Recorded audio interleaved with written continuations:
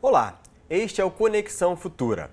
Há cerca de um ano entrou em vigor o novo Código de Processo Civil, que regula a tramitação das ações judiciais da maioria dos ramos do direito, como o direito civil, o tributário, o comercial, o previdenciário e questões relacionadas à família.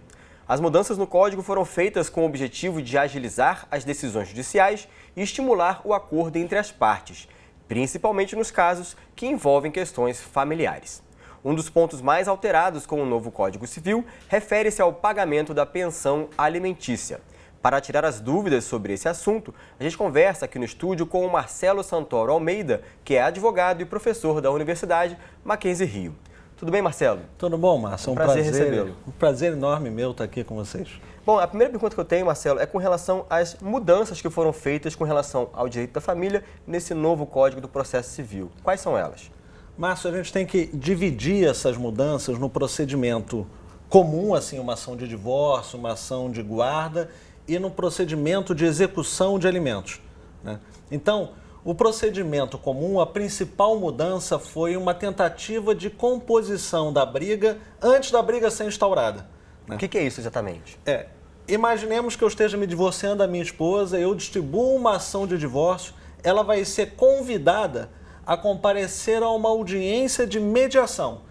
Então, a gente vai começar com um processo conciliatório. Se não alcançar o acordo nesta audiência, aí sim ela vai contestar a ação, quer dizer, vai responder à ação e o litígio começa. O objetivo é minimizar as dores de um litígio numa família que já está sofrendo, passando por uma situação super delicada, que é a dissolução. Uhum. E com relação à pensão alimentícia especificamente, o que mudou a partir desse novo Código do Processo Civil? O que mudou na ação de alimentos, na verdade, foi na execução de alimentos. A execução de alimentos, a prisão do devedor de alimentos, apesar de ser muito efetiva para o pagamento da pensão em atraso, ela estava começando a se mostrar pouco efetiva. E aí o novo Código de Processo Civil, ele trouxe mais uma sanção ao devedor. Qual é esta sanção? É a negativação do seu nome. Então, o devedor de alimentos, além de poder ter a sua prisão decretada, ainda pode ter o seu nome negativado e não ter mais acesso ao crédito. Bom, em um ano, a gente já pode fazer uma avaliação de que está funcionando desse jeito?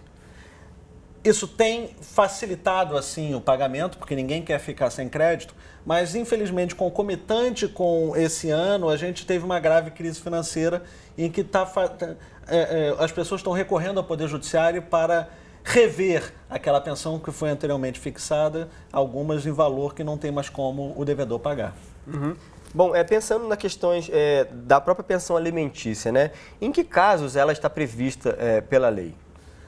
A gente sai assim de algumas premissas que não são verdadeiras, né? O cliente às vezes procura, ou as pessoas abordam a gente, alunos, etc., e perguntam: mas qual o percentual para cada filho ou para ex-mulher? Tem idade assim, paga até quanto, né?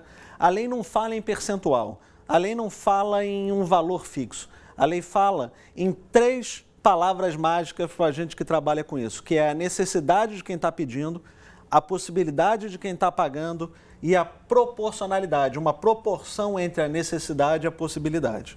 Cada caso é um caso diferente, não tem números fechados para determinadas situações. Bom, pensando agora nesses casos em que, por exemplo, a gente tem visto hoje em dia, em que o marido, no caso, ganha a guarda do filho, ou no caso da guarda compartilhada, a criança passa a morar com o marido. Nesses casos, é possível que a mulher também tenha que pagar pensão alimentícia para esse marido? Como que é isso? Na verdade, a pensão é paga para o filho, né? Então, no caso dela exercer atividade laborativa e ter uma renda, ela pode sim ser compelida a pagar alimentos para o filho que está residindo com o pai. Uhum. E recapitulando aqui, para que a criança tenha então esse recebimento da pensão alimentícia, tem que haver, por exemplo, um pedido junto à justiça ou pode ser, antes de chegar à justiça, um comum acordo aí entre os pais daquela criança? Se o filho for menor de idade, obrigatoriamente este acordo há de passar pela justiça, há de ter a chancela da justiça. Porque o direito do menor ele é protegido pelo Ministério Público.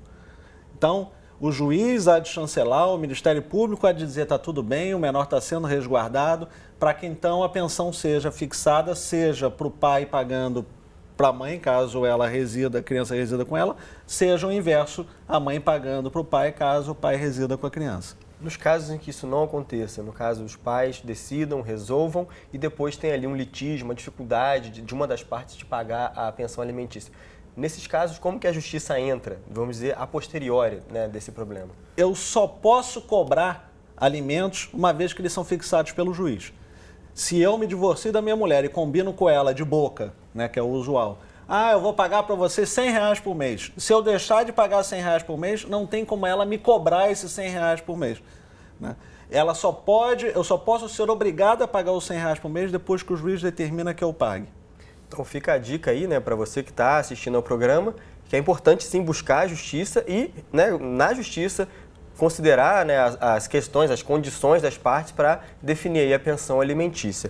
Marcelo, eu vou perguntar agora sobre a questão dos avós. Eles também podem ser obrigados a pagar a pensão alimentícia dos netos? Como que é isso? A pensão alimentícia dos avós, ela é complementar à dos pais. Quando os pais não têm condições de arcar com as necessidades dos filhos, os avós podem ser chamados a complementar o valor necessário àquela despesa do menor.